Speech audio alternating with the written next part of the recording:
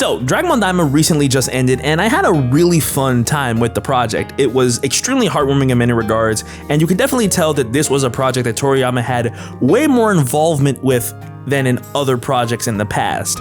Now, while most of my opinions on the series are relatively positive, I have quite a bit of opinions towards the final act of the series, and a lot of people would share that same sentiment. Today I wanted to come on here and really discuss the remaining episodes of the series and my personal opinions on what took place. So with all that being said, let's talk about the end of Dragon Ball Daima. So I guess a good place to really start off, is to sort of rip the band-aid off and talk about obviously the two biggest things that this series contributed to Dragon Ball as a whole. Super Saiyan 3 Vegeta and Super Saiyan 4 Goku are, depending on if the series takes place in the main Dragon Ball continuity and stuff, is canon. Now, before I say anything else, I just want to give a quick shout outs to Masako Nozawa. At almost 90 years old, she is still putting up some of the best voice performances I have ever heard from her. Her transformation into all forms of Super Saiyan, and especially into Super Saiyan 4, was absolutely bone chilling. She's incredible, and she's just one of one. She can never be replicated. Also, I want to say I love Super Saiyan 3 Vegeta's design. I am especially a big fan that this is basically taking from the original concept design of what Super Saiyan 3 originally looked like. So I think it's cool that it was given to Vegeta here. And I'm also a big fan of the fact that Super Saiyan 3 changes up depending on the person. I kind of wasn't a big fan in like past projects where Super Saiyan 3 is just kind of copy and pasting Goku's hair and putting it onto another person. So giving Vegeta a different design from that while still being Super Saiyan 3, or excuse me, Ultra Vegeta 1 as he wants to call it, is pretty awesome.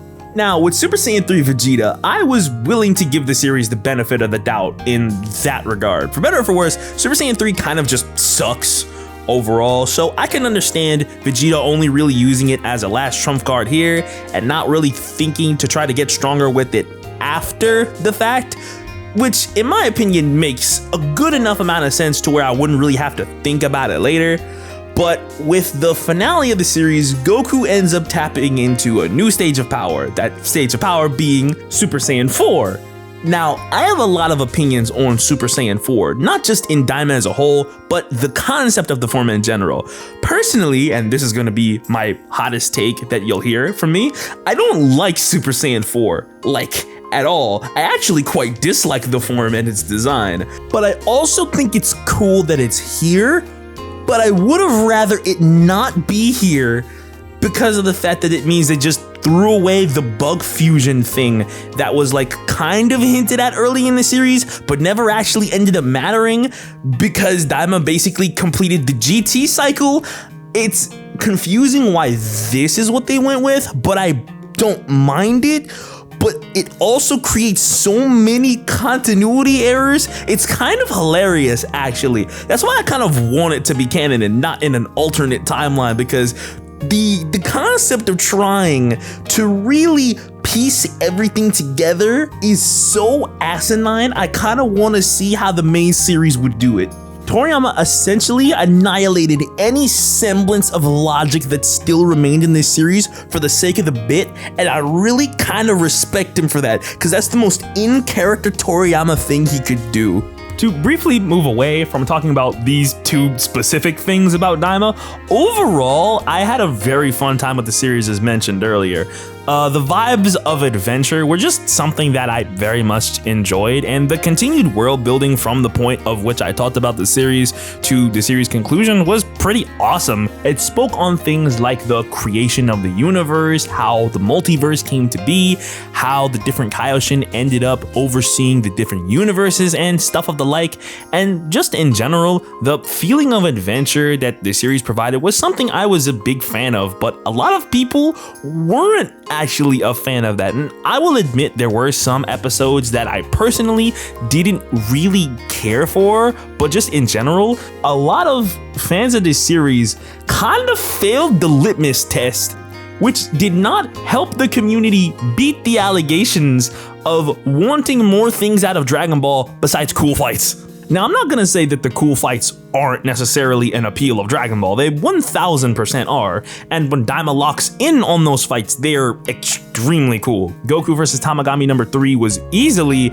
the best fight that the series had to offer until the final fight against Goma, where everyone just gangs him, as well as Vegeta versus Tamagami number 2 as well. But what really appealed to me about Daima as a series, besides it being Toriyama's final work before his unfortunate passing, was that it was more of an epic adventure. At least that's how it was framed in its marketing, that it would be focused much more on character interactions. And speaking of the characters, I really want to talk about my two sons, Majin Ku and Du. I love these two. I don't care what anybody says. It's funny because when Majin Ku was first introduced into the series, everybody hated him, or at least the majority of people hated him, purely off of his design, because he's a Majin that's made from, Cyberman seeds and stuff. But as the series went on, he actively became the best character that Daima introduced in its totality. He's smart, he's a good big brother to Do, he's a loving son even when his mother actively dislikes him and is disappointed in him, and by series end, not only is he the one to actively finish off Goma, but he also ends up becoming the new Demon King, breaking several social and hierarchical barriers in the span of like 30 seconds, and his mother finally becomes proud of him. It's awesome! Du is great too, because even though he's meant to be more Majin Buu-like, because he has like no brain cells and is kind of just a big baby who likes chocolate, his relationship to Ku is really what kind of sells me on the two characters. Also, shoutouts to Du just learning how to do Super Saiyan 3 just by seeing Goku do it once. I love him. It's kind of amazing what seeing characters' personalities actually be displayed does in selling the characters, as opposed to just forming opinions based off of very limited information, which people do a lot.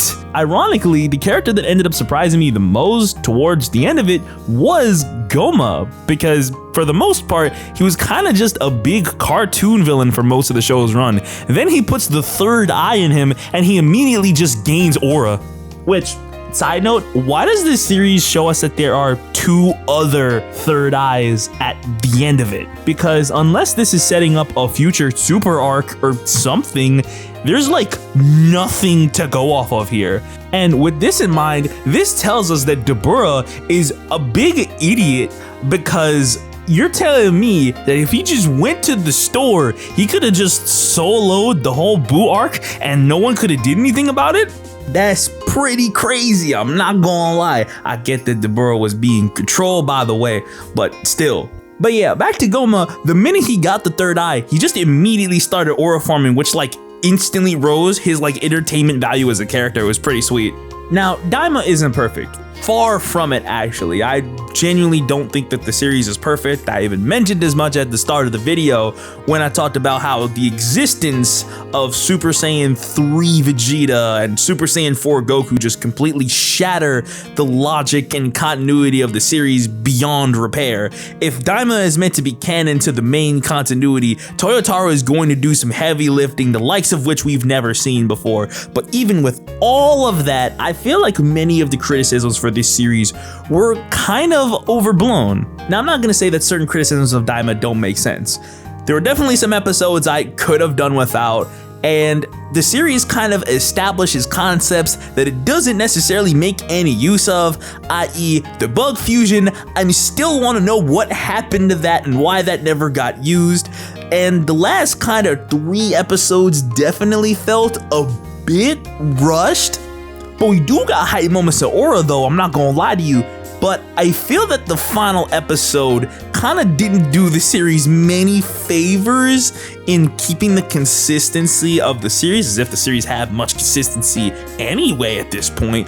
But when Goku said that he had trained for a while after the end of the Buu arc, which is how he sort of became aware of Super Saiyan 4's existence, this kind of broke people mentally. And everybody kind of assumed that Goku had Super Saiyan 4 at the beginning of Daima. Now, this kind of doesn't make a whole lot of sense to me, and the way that I read it was much more like a Gohan in the Room of Spirit and Time situation, that Goku was aware of Super Saiyan 4's existence and was on the verge of attaining it, but he wasn't necessarily able to really maintain it until he got the boost from Neva's magic, which is how he was able to like actively utilize it to its fullest during the fight against Goma. That's the way I read it. That's how my mind wants to make it make sense, because it doesn't make sense if the way that we are meant to read the scene is Goku having mastered Super Saiyan 4 before Daima ever started, which makes the scene of Vegeta showing he has Super Saiyan 3 even funnier because of Goku acting all shocked as if this closes the gap between them at all. Sometimes people just be lying. But I still really loved Daima. Part of that does come from the fact that this was the final project before Toriyama's passing, and was a project that he was notably very fond of, being more involved in it than even some of the past Dragon Ball movies that he directly wrote. This was something that garnered a lot of interest in people once Toriyama eventually passed, as many people wanted to see what the final project that he was heavily involved in was. Daima has a lot of flaws, no doubt about it, but at the same time, I'm always going to be grateful to it for its existence, because this was a fitting farewell to the legend that was Akira Toriyama. Let me know what you guys thought about Dragon Ball Daima and its conclusion and the series as a whole. I'd say I would give it about like a 7 or an 8 out of 10, probably, and I'm gonna catch y'all later.